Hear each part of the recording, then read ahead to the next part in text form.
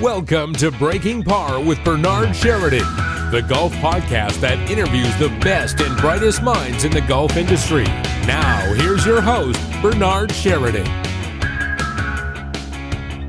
Adam, welcome to Breaking Par. Thanks so much for being with us today. Thanks for having me. Glad to be here. So our first question we always ask all of our guests is, when is the very first time you picked up a golf club? Oh man, I picked it up when I was about 10. I had a single mom that put me in a summer program. She was teaching summer school, and they had a program through the Y where a guy named Bud Marcy, he used to coach the girls team or women's team at University of Auburn. But he did this program for the summer. I think it was $40 for the whole summer. And I mean, it was 3 days a week, and I just hang out at the golf course all day, and it was way cheaper than a babysitter. And I had one club, had a 7-iron, and it's kind of, this is how, I mean, I didn't grow up, I grew up on the wrong side of the tracks. My dad passed away when I was a kid, and my mom raised 4 kids on a school teacher's salary. So very lucky to be even playing golf. And I remember that whole first year in that program, he'd take 3 guys after each class, and 2 days a week he'd go to play. They'd take them out to play 9 holes. And he'd take there was like 12 or 15 kids in the class, and figured the odds were with me. I was bound to get picked once. That whole first year I never got picked. And then finally the second year I got picked about midway through the summer, and I had to call my mom at work, and she's like, "What's the deal?" I was like, "I get to play today." She knew I was dying to play, and she's like, "Okay, well, good luck." I was like, "Well, I only have one club and I don't have a bag and I have no balls and anything else." So she came on her lunch hour, and she took me to the local club repair shop, and they had this $1 barrel, and I chose 3 more clubs for $1 each. Had a 4-wood, a wedge, and a wooden-headed putter. And then she looked at these bags on the racks, and they were like $18 or something. And they were those canvas carry bags. I don't know if you remember back in the day. Absolutely, yep. And she's like, "I can't afford that, but I can make it in 30 minutes. And we stopped at a fabric store on the way, and she took me home, and she put 2 clothes hangers together and made this bag out of a piece of canvas. And only one thing missing, it didn't have a pocket for balls or tees or anything. So I get up on the tee, and I guess my shorts must not have had pockets either, because I think we all wore gym shorts back then, and they didn't have pockets. And I'd have to, I remember having to shake my bag upside down so the tees fall out, and then I have to stuff everything right back in where the clubs went. And I used that bag for till I was about 15, won tournaments with that thing. How about that? They filled it out with clubs and stuff like that. You were very fortunate to have a mother who really was devoted to her children. I mean, it's, there's a lot of mom, and of course, out of necessity, she was a single mom, so she had to do all she could. But I'm sure that you really appreciated those little things that she did for you. Yeah, I sure did. I was really lucky to just even, just to play sports, honestly, and especially golf being such a rich man's sport. And, my basketball coach, I was the only white kid on my basketball team in high school, and he was one of the first black guys that played on tour, and he put a real set of clubs at Wilson Staff FG 17s. I mean, I think everybody had those back in the day, and he put a set of those in my hands, and I wore those things out, and, it's like, yeah, it was a lot of people really knowing that I was a pretty good kid and didn't come from much, but had a little bit of talent and a strong work ethic, and they really helped me along the way. And I think that shaped a lot of what I'm trying to do in golf, and people I've helped and things I've done. And, I don't know. There's a lot of interesting roads. I coached Anthony Kim, and he doesn't play anymore. And I'll tell people this probably till the day I die, but the coolest thing I've ever seen in golf is after he had this unbelievable year in 2008, we went and ate at a restaurant. We had breakfast at this restaurant in Palm Desert. And our waitress was really pregnant. She looked like she was going to have the baby any day now. And he's like, "Your husband must be so excited." And she went on to tell him this sob story about how her boyfriend ran out and how scared she was to have this baby alone. And you know, when she left, I was like, how'd that size 12 taste in your mouth? And he's like, man, I didn't see that coming, did you? I was like, no, how could you? And anyways, we went back to the same restaurant about 2 months later. I mean, he won $6 million, I think, that year playing golf. And went back to the same restaurant. And, the waitress came up and she showed him a picture of the baby and she was crying and gave him a hug and gave him a hat. And I was like, what was that all about? He's like, oh, you remember when I stuck that size 12 in my mouth? He's like, yeah, I think I left her a $20,000 tip. You know, and like there's more, you know, when Anthony came to me, he was 14 and he told me you should teach me for free. And I was like, I don't teach for free. He's like, but I'm really good. You need to teach me for free. You'll have every kid in the desert coming here. I'm like, well, you're here because my kids are already beating you. And if you want to work with me, you need to pay because I'm really good too. Anyways, he didn't come back. He came back about 2 months later and decided to pay. And I think he won Junior Worlds a year later at 15 and was one of the youngest winners ever. And somewhere in that next year, him and his mom came to the lesson tee crying and told me that her husband had gotten cancer, and you know they knew I didn't teach for free and that I wouldn't be able to afford, you know, that he wouldn't be able to take lessons anymore from me, and they were really sorry. And of course I went on to help him for free, and how could you turn your back on that situation? Of course. And I like to believe that had some influence over the situation in the desert, and you know that's the kind of stuff to me that I'm most proud of. And you know, him and a girl I coach named Candy Kung, they both started scholarships for kids that go to AJGA events that can't afford to travel. It's things like that, like, you know, the wins are really cool, and I know I'm really good at coaching golf and feel like I do it better than anybody in the world. And, you know, I got this crazy confidence about it, but that's not even the big deal to me. The big deal is, you know, making a difference, really. And, you know, knocking in golf, for me, it's knocking down some of these financial barriers that I feel like, you know, don't give every kid the opportunity to play this great game. And I feel like everybody should have a chance, you know? No, I totally agree. And you know, that's some great stories right there, and really touching some lives. And of course that, as you mentioned, it went on to touch other lives, because the people who you helped, they touched other people's lives and helped them. Yeah, and I think it trickles down from there. And those are, you know, that's just one of many, you know, and there's a lot of stories like that. And I have kids come up to me wherever I go, it seems like, you know, and they'll go, man, 10 years ago, you and Anthony gave my daughter a hat, and she hasn't stopped putting a golf club down since. And you know, or you took the time to have little Johnny walk 2 holes inside the ropes with you, and he's been so passionate about golf ever since, and it's really made a difference. And he was, you know, he was a lost kid.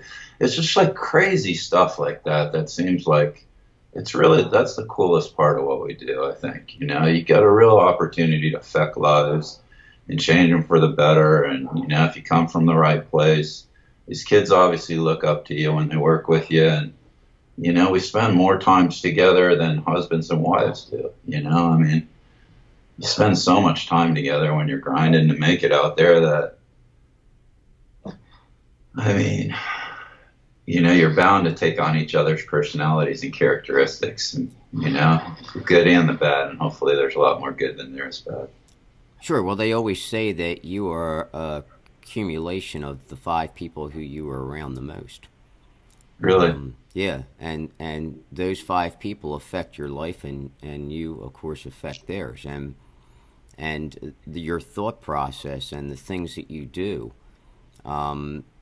relate to those 5 people. If those 5 people are negative, then you're going to have a lot of negative things going on in your life, and you're going to create a lot of negative things. If those 5 people are positive, motivated, driven, all of those things, that's going to come to you too, and it's going to feed like a circle, and one will help the other, and it'll just continue to get better and better. That's interesting. I've never heard that. Yeah, so that's definitely true. I find that too myself, that you know, if I'm around a lot of people who are complaining about life and finding all the things that are wrong, and not the little things that are right, it can bring you down. It can make you start to feel down in the dumps and a little bit negative. So those things are definitely make a big difference in your life and in other people's lives. So, Adam, when did you have that aha moment when you thought, I want to do this, I want to get involved in this and try to make a living at this? Honestly, I wanted to play.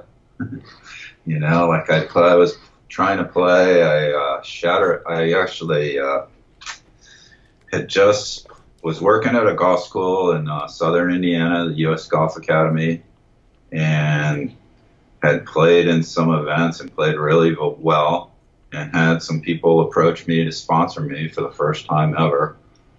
And I had a really good structured 3-year deal that I was super excited about. I think I was 28 years old at the time, maybe 29, and had some game and didn't have enough money to really do it right. And now I was going to have a real opportunity. And I actually was down in Florida, just leased an apartment and sent my application in for Q school. And we were waiting on our fourth to show up in front of my buddy's house. And he actually had a basketball court and a hoop out there. And there was a ball sitting there, and we were just shooting baskets. And I went in for a layup, and the court had a drop off on the edge of the court about 2 feet. And I caught my ankle on the edge of the court and shredded my ankle at that point. Felt it all up my left side of my body, and it was a Sunday, and went to the emergency room and got it casted. My sponsors immediately dumped me because they thought I was playing basketball when it was just a freak thing, really. And, I wouldn't have been that stupid. And I went from riding a real wave and having some money to having medical bills pouring in now that I couldn't afford. And when I got the cast taken off 3 months later by a specialist, he told me I was never going to walk without a limp. And told me I should have had surgery and that it was too late now. And it really changed me as a coach, and changed, obviously, me from playing, not being able to walk. They told me, I didn't have much hope to play. So at that point, I went and got a job at Lake Nona. And I was 29 years old, and I became a cart boy because I had a Class A at that point and had a ton of experience, and finally talked the head pro, Gregor Jameson, into hiring me. And just because I still thought I was going to play. So I wanted a place to play and practice, and needed to work and make some money. And I remember at that job at Lake Nona, I was so broke at that time that I used to have to dodge the $1.50 tolls on the way to and from work. I have to hit a few of those, and I'd have to pull off the exit before and get on it, and just save, a few bucks each day because it mattered. And David Leadbetter had his academy there at Lake Nona, and this was 1989. So Faldo was just about to win his first Masters, and Led had 1 or 2 guys working for him, and I used to watch him teach all the time because I was still trying to learn, thinking I was going to play, and needed the magic move that was going to make the difference and set me over the top as a player. And lo and behold, Led offered me a job. I went to Gregor Jameson, who at that time had just offered me. So it was crazy, like in 3 days. So Gregor came to me. I walked through the cart barn one day and just picked up some garbage on my way back from parking a cart. And he was sitting in the back of the cart barn. I didn't see him there, but he was sitting back there smoking a cigarette. And he's like, "Hey." I was like, "Yeah." He's like, "That's the 4th time I've seen you do that." I was like, "Okay, what about it?" He's like, "Nobody else does that." I was like, "Okay, well, I'm sorry. They probably should." I'm like, "It's not that hard. You're walking right by the trash. You just scoop it up, throw it in a can, Right. I didn't even think anything of it, honestly. And he's like, the next thing you know, he's calling me in his office, and he's offering me the head pro job at Lake Nona, which was a really good job. And, 2 days later, Led offered me a job as a teacher for him. And I went back to Gregor, and I was like, "What do I do?" He's like, "Adam, you're one of the best teachers I've ever seen. You can come back here anytime you want and be my head pro. If you don't take this job, I'm going to fire you. Now go learn everything you can." And the rest, that was that. And I'll never forget that. That was one of the nicest things. boss a person has ever done to me. I mean, I think that was great career advice. And, I am super passionate about teaching, and I do want to learn, and I do, always try and get better. And I think I'm a great coach, and I think I'm a lot better coach than I ever was a player. And that's a really hard thing to admit, but it's very true. And I feel very fortunate to really be able to help some people, change their lives. So. Well, it's when you get breaks like that, and you well deserve those breaks, I'm sure. It gives you also a completely different outlook on your life, and what your purpose is. Right when I started with Led, he was open, and we opened Bradenton, which is the Bollettieri Leadbetter Junior Academy, which became ginormous in a matter of a couple of years. But when I first went over there and opened that for David, I met a guy named Mark Verstegen. He's one of the best performance trainers in the world, in my opinion, the best. And Mark changed my outlook on golf, the body. I told him about my ankle. He showed me how to strengthen everything around it and overcome the injuries. And I've run half marathons, it's a lot different than a guy that wasn't supposed to walk with a limp, without a limp. So, it changed the way I teach. And the more I learned, I went on from there to meet a guy named Chris Welsh. He's a biomechanist. And I believe that, all golfers, all players have patterns of movement. And you can, and my goal is to have my players have the best swings in the world. But how do you do that without them thinking about it? Because we all know thinking our way through a motor skill is probably not going to show up under the heat of battle. So, in there lies the challenge. And that's the reason I developed the training. I do it the way I do it. I do it 75% in the gym. We throw balls, we jump on boxes, we grab pulleys, we swing light implements, we stand on funny, unstable surfaces, and we really try and shock our system and make a change in our pattern of movement. I watched Mark Verstegen take NFL running backs and change their 40 times in a week by 1 2/10 of a second, before the NFL Combine. Well, that's millions of dollars to these kids as they get drafted. And to see that happen to me was magic. And to know that, and I really just stole that information and tried to apply it to golf. So if you can understand where and nobody's 100% efficient, I think. So where you're going to what your weaknesses are, be able to combat the weaknesses, create some room for error at the bottom and a lot of speed, and go have fun playing a game we all love. And try not to, that if we train the right way, the club will swing on playing with a square face, and we don't have to think about it. And that's the beauty of it. So basically, most of what you're doing is physical conditioning and biomechanics and to strengthen whatever style, I guess, or to support exactly their how style. I do it. I coach 10 guys that play for a living, really. Well, I have one college kid, and what I do when a player comes to me is I'll do a biomechanical eval on them. I'll video them. I generally play with them, try and get them to play under some pressure so I can see where their, the bad stuff come out if possible. And I'll do a physical eval, which is, something I've developed with a trainer.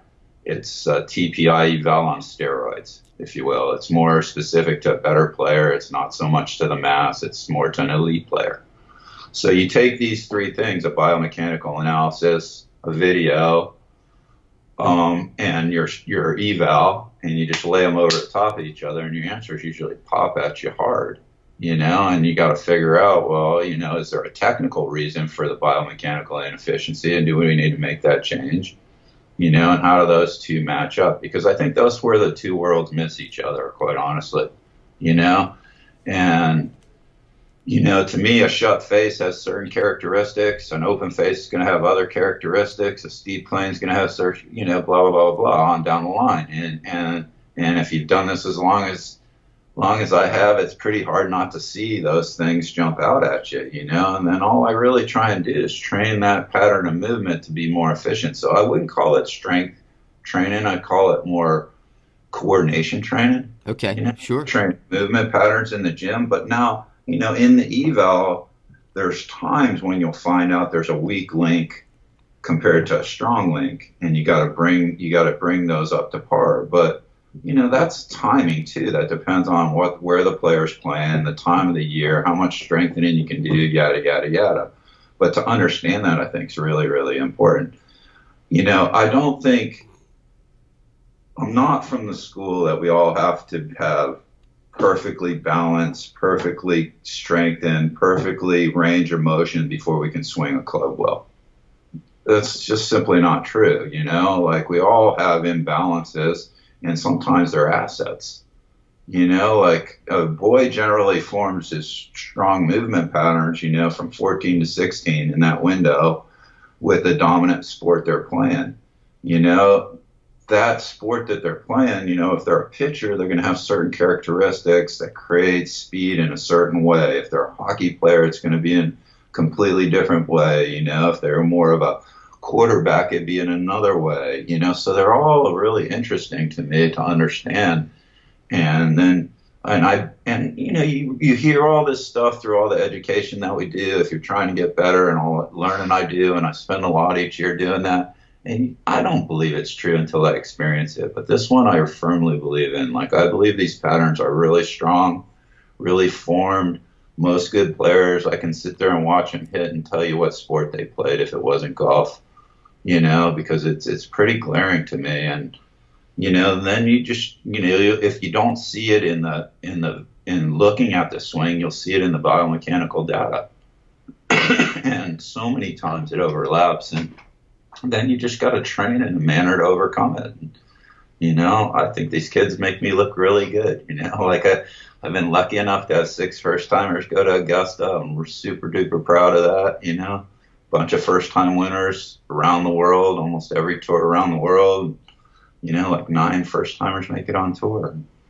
Like that's cool to me, because, you know, that's what I want to do, is change lives. I want to have half that Ryder Cup team someday and be there with them when they hoist the trophy. You know, the time I was there in 2008 with Anthony, that was cool. I think that's the coolest golf ever is at the Ryder Cup. You know, it's pretty cool stuff. It pretty definitely is. Stuff. And, you know, like, I don't know. I'm really lucky to be in this sport, and I know that. And, you know, I also think I'm really good at what I do, but I take it really serious. And I don't ever rest on my laurels. Just like I tell my players, none of us are staying the same. You know, the only thing constant in life is change. We're all either getting better or getting worse. And, man, I'm going to keep trying to get better all the time. Now, what do you think elite players could offer as advice, or you as a coach for elite players would offer for advice for the everyday player? And what are some of the things that those elite players do that might translate to an everyday player, or are there not many? Oh no, I think there's a ton. You know, I think what my guys would point out to the average Joe is get you know, like, get your grip, get your posture right, like, have a chance, right? And then when you practice, instead of sit there and thinking your way through changes that really don't change through thought, hit shots. You know, so we identify a pattern that we're trying to change, right? And we'll go to the gym for an hour and a half in the morning, and we'll throw balls, or we'll do it in a way that combats their pattern. You know, and different patterns have different characteristics. But there's only a few general boxes really with good players, you know, and there's a ton of overlap. But generally, you know, there's not a core connection when they're stuck and under. You know, it's a sequence issue when they're over. Oftentimes it's caused by a backswing loading issue. And we're talking, you know, more elite players.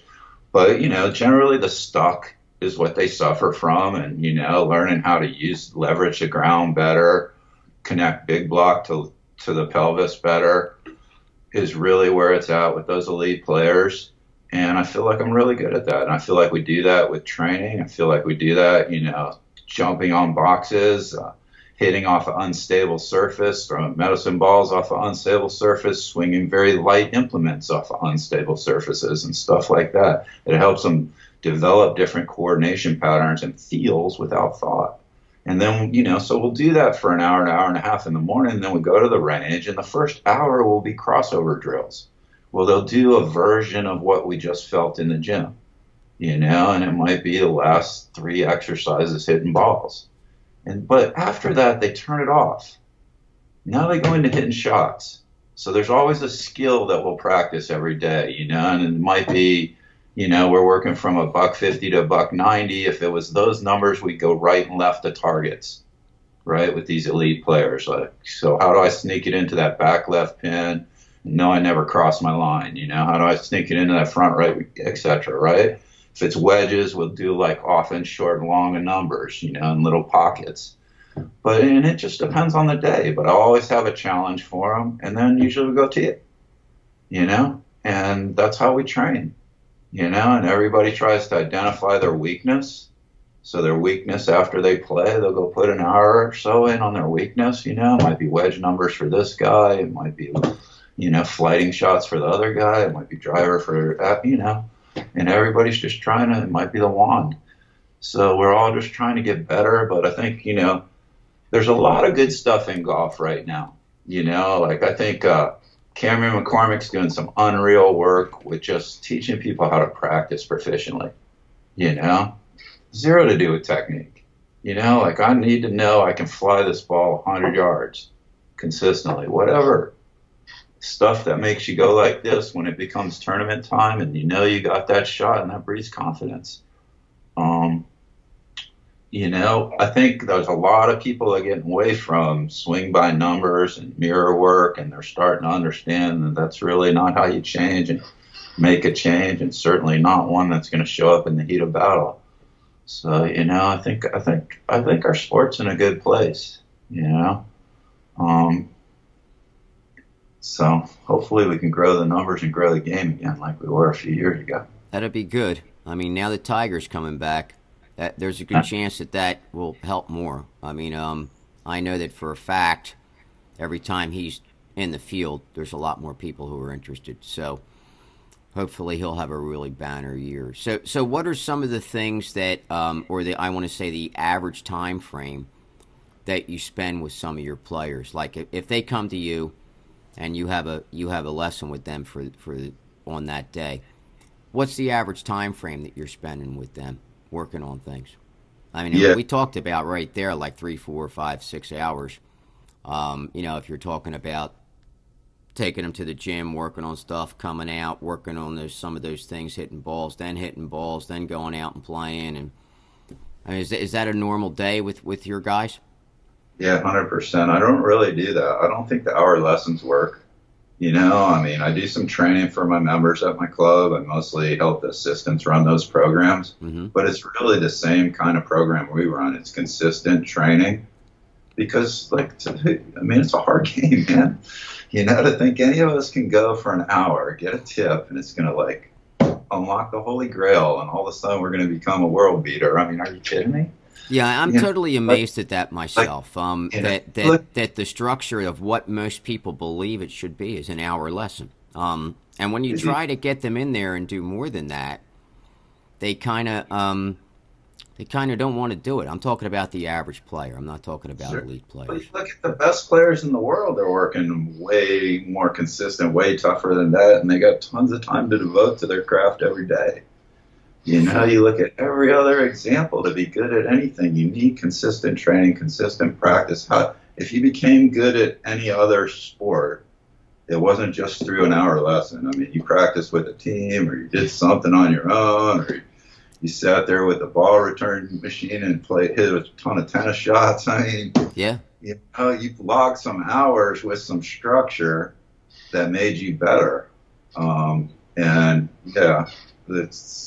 think that's part of the real enjoyment for me in helping these kids make it, is that they're in reality. They know how hard this journey is that we're on, and how much time and effort it takes really to become one of the best players in the world. And I think that's so far from the average Joe. I think he's in such fantasy land on what he thinks he can do to be good at golf and situations like that. I remember teaching one super famous CEO, and he came for a weekend with his family, and I was scared to tell him what I was charging him at the end of the weekend because it was a lot. And he's like, "Boy, you should have charged me 10 times that. That was the best weekend I've ever had."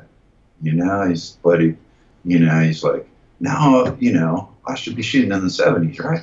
I was like, "No, not really. You're a 100 shooter right now. I think your first goal would be to break 100." He's like, "Well, I thought you were good." I was like, "I am. I'm really good." I said, "But you're really bad at golf right now. And to become good, you got to put in some time. I mean, I can only show you the way. You need to put in some time in the gym, and you need to play twice a week minimum, and you need to practice 3 or 4 days a week." He's like, "Holy smokes." I was like, "Well, let me put it to you this way. You own an investment banking company, right?" And he's like, "Yeah." Named it, and they're one of the biggest in the world, blah, blah, blah. And I was like, "Well, I want to have my own investment banking company. I've got Sundays to devote. After the first year, I figure out a net about $1 million. What do you think?" He's like, "All right, I get your point." Sometimes I think you just got to flip it on them and put them in reality in some way, or make it enter their world and how they're entering your world, and make them understand how crazy what they're saying is, which is what I felt like I did there. It's just like, but that's the trouble, I think. The expectations, golf looks like an easy sport. I think, as a kid, I thought it looked easy. Yeah. Well, when you were a kid, it really looked easy because the ball's just sitting there. It's not doing anything. You figure, like, how tough can it be to hit a ball just sitting there? Yeah, and then you quickly find out you embarrass yourself, and you respect the game, and you put in some time if you want to be good. For me, I was so bad when I started playing golf, and I was a really good athlete, and I was terrible at golf. And all these kids that couldn't walk and dribble were beating me. And, I was like, I remember having this talk with myself. I'm like, "Dude, you either got to log some hours or you need to quit, because you can't handle this spot you're in." And I just was like, I'm too competitive, I guess. And, I did love it. I love the fact that I could be by myself and get better. And it was therapeutic in a way, especially from where I came from and the life I came from. And, the sport saved my life, really, and I'm so happy I stuck with it. Well, I think so many players who who are good at other sports think that they're going to just jump right in and be good at golf too, and because they're good at other sports, they think that they're naturally good at sports. But what they don't realize is that they probably started that sport when they were young and they played a lot. And if they logged in all the hours that they played to get as good as they were at this moment, and they thought about that in golf, they would see that they have a long road ahead. Because when you're a kid and you start throwing a ball with a buddy or with your dad or whoever it may be, a brother or whatever, in the backyard when you're 5, 6 years old, and then by the time you're 16, 17, you're playing on some semi kind of professional or American Legion ball or something like that, or you're playing in high school and you're doing great. And that's 10 years of work, 10 years of throwing the ball around, 10 years of ingraining patterns, and people don't look at it that way. Yeah, no, I agree. It's a hard game, and I think it takes a lot to be really good at it. And the more people understand that, and the more people's expectations are in line, the more enjoyment they'll have. I agree. It's it's realizing. And that's why people are frustrated, because they think they should be better than they actually are. Yeah. And they're frustrated that they're not. But they don't want to really put the time and work in to do it. Some people just don't have the time either. 100%. And then it's like you either got to adjust your expectations or you're going to stay frustrated. Oh, absolutely. I mean, I can't tell you how many seniors players I have who refuse to move up to the next tee up because some of their buddies will rib them about that. And these are seniors who were very good players, but may have had some injuries or some situations that happened. Now they're losing like 20 yards. And and now they're getting older too. So the odds of them gaining more distance is very slim. But they refuse to. They just refuse to do it. They'd rather beat themselves up. I don't get it. I move up when I play with the kids. It's the only way I can be even close to competitive. You know, so it works good. Actually. Yeah, I mean, it's, you got it. I mean, that's why there are different tees, and that's why there are handicaps, so that people can compete against players who are better than them, and give them, an equal standing, and beat them. So and a lot of people don't look at it that way. And I guess it's because most of these guys, too, when they're in their 70s, late 60s, early 70s, they think they should be playing from over 6,000 yards, 6,500 yards, and they really should be playing more like 5,300 yards. And if they were, they would have a lot more fun. 100%. It's like, it's also interesting to me. Like, I think the average Joe should watch the ladies tour. I agree. Because I think that's the style. Like, I mean, they'd be really good if they could play like those girls. Absolutely. But it's more like the expectations of the average guy in his 30s and 40s, how he could hit it, than watching the guys on tour. I mean, my goodness, they're exceptional, and they've done this forever at a really high level. So, like, to think you're going to play it like that when you have a real job, that's crazy. Well, when you look at it, too, I mean, the amount of guys who make a living playing on tour is a very small percentage of the golfing population. Exactly. And when you look at the PGA Tour, there's 125 guys out there, and then there's maybe another 25 that have sponsor exemptions or whatever it may be, or are asked back because they're past champions or things of that nature. Well, I mean, if you take that in the golfing population, that's like 0.000.25% or something ridiculously minuscule.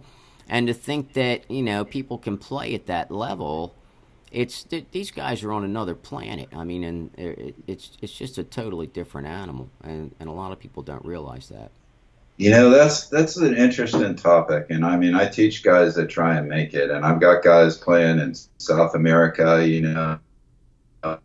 where if you're leading money winner on that tour, you're barely going to make a living, And what the other thing I think that the average Joe doesn't appreciate is what these guys go through to get to that level. I think it's amazing.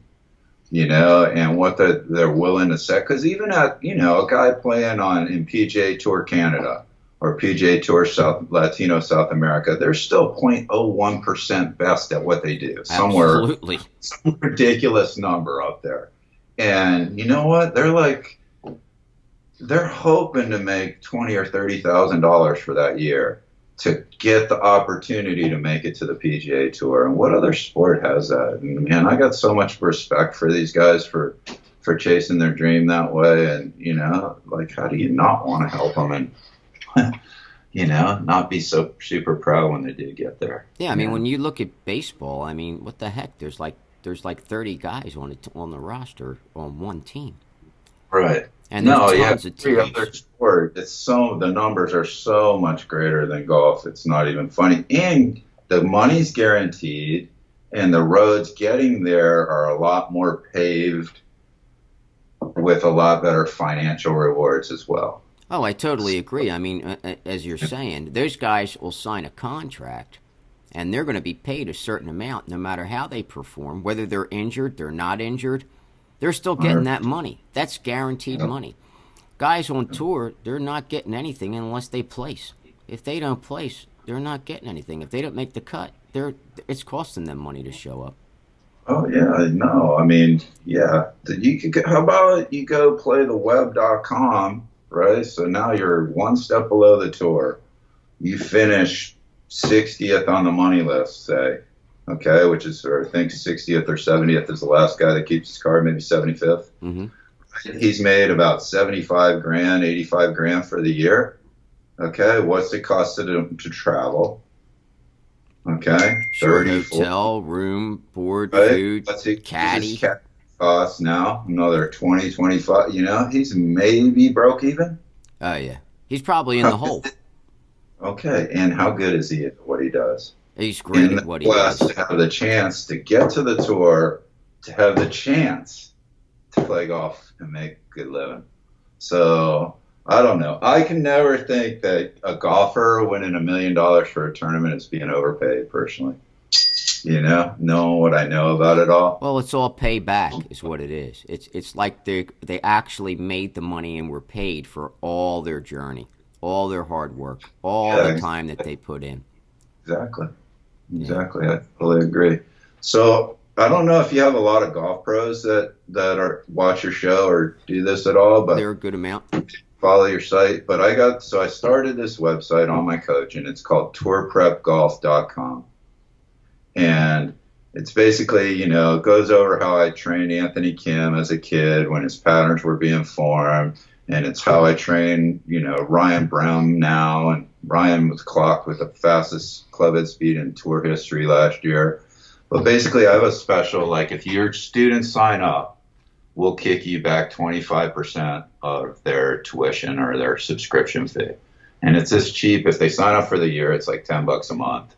And there's going to be a ton of new content every month going in. And it's just what these guys do, training in the gym, to work on their patterns, to keep the thinking to the minimum, keep their swings as good as they can. You know, I've got features Anthony, Ryan Brown, a kid named Sam Ryder. Sam's a rookie on the PGA Tour this year.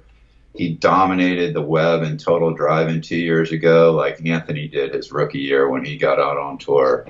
Beat the guy in second by 20-some points. So these guys know what they're doing. A lot of the videos have input from the players, so it's not just me up there going yada, yada, yada, which I think that when the players give their input, I think it's so invaluable to get it from them and what they feel and why this stuff actually works. But, you know, it's a pretty cool little deal we got, and, you know, and I want to get as many people signed up. And I think for the golf pros that you know, are interested and want to sign their students up, they'll come to their lessons, your lessons, more flexible, more coordinated, with a better idea how to move than ever before. And I think it'll make your job easier. And, you know, that's what I'm trying to do, is make a positive impact as much as I can. And, you know, so it's tourprepgolf.com. But very cool. Very cool. Well, Adam, thanks a lot for taking the time out to be with us today. And some awesome content there and some great information for our listeners.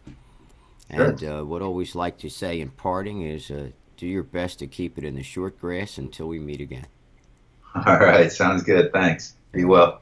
All right. You too. You've been listening to Breaking Par with your host, Bernard Sheridan. Follow us on Twitter @BreakingPar and on Facebook @Par Breakers Golf Academy. Until next week, try to keep it on the short grass.